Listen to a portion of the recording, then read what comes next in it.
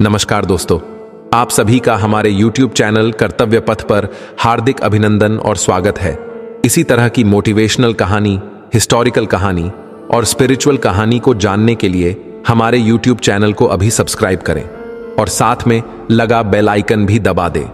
तो दोस्तों आगे बढ़ते हैं अपने वीडियो की तरफ।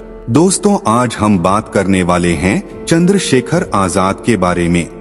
23 जुलाई 1906 को चंद्रशेखर तिवारी के रूप में पैदा हुए चंद्रशेखर आजाद एक प्रमुख भारतीय स्वतंत्रता सेनानी थे, जिन्होंने ब्रिटिश औपनिवेशिक शासन से भारत की स्वतंत्रता के लिए संघर्ष में महत्वपूर्ण भूमिका निभाई थी। उनकी निडर भावना, कारण के प्रति समर्पण और एक स्वतंत्र भारत के विचार के प्रति प्रतिबद्धता ने उन्हें भारतीय स्वतंत्रता आंदोलन में एक महान व्यक्ति बना दिया। Early life. चंद्रशेखर आजाद का जन्म भारत के मध्य प्रदेश के वर्तमान अलीराजपुर जिले में भवरा गांव में हुआ था। उन्होंने एक विनम्र परिवार से स्वागत किया और अपनी प्रारंभिक शिक्षा भवरा में प्राप्त की। उनकी मां चाहती थीं कि वे एक विद्वान बने, लेकिन युवा चंद्रशेखर स्वतंत्रता सेनानियों की कहानियों और उनके संघर्षों से गहराई से प्रभावित थे। Entry into the freedom movement. Azad संघर्ष में आजाद की सक्रिय भागीदारी उनके किशोरावस्था के दौरान शुरू हुई। उन्हें 1919 में जालियानवाला बाग नरसंहार द्वारा गहराई से स्थानांतरित किया गया था और ब्रिटिश सरकार के साथ असहयोग के लिए महात्मा गांधी के आह्वान से प्रेरित था। Transformation into Chandrashekhar Azad.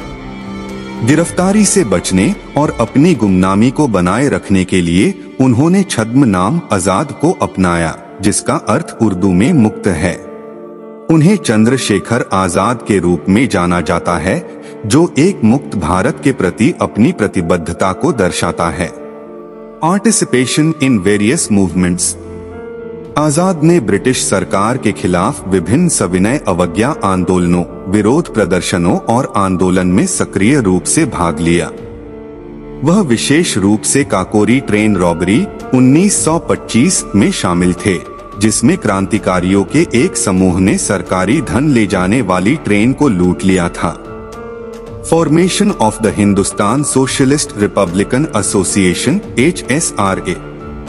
भगत सिंह, राजगुरु और सुखदेव सहित उनके साथियों के साथ चंद्रशेखर आजाद ने HSRA के गठन में महत्वपूर्ण भूमिका निभाई, एक क्रांतिकारी संगठन जिसका उद्देश्य सशस्त्र संघर्ष के माध्यम से ब्रिटिश शासन को उखाड़ फेंकना था। Leadership and ideology. आजाद को उनके नेतृत्व कौशल और स्वतंत्रता के कारण के प्रति अटूट प्रतिबद्धता के लिए जाना जाता था।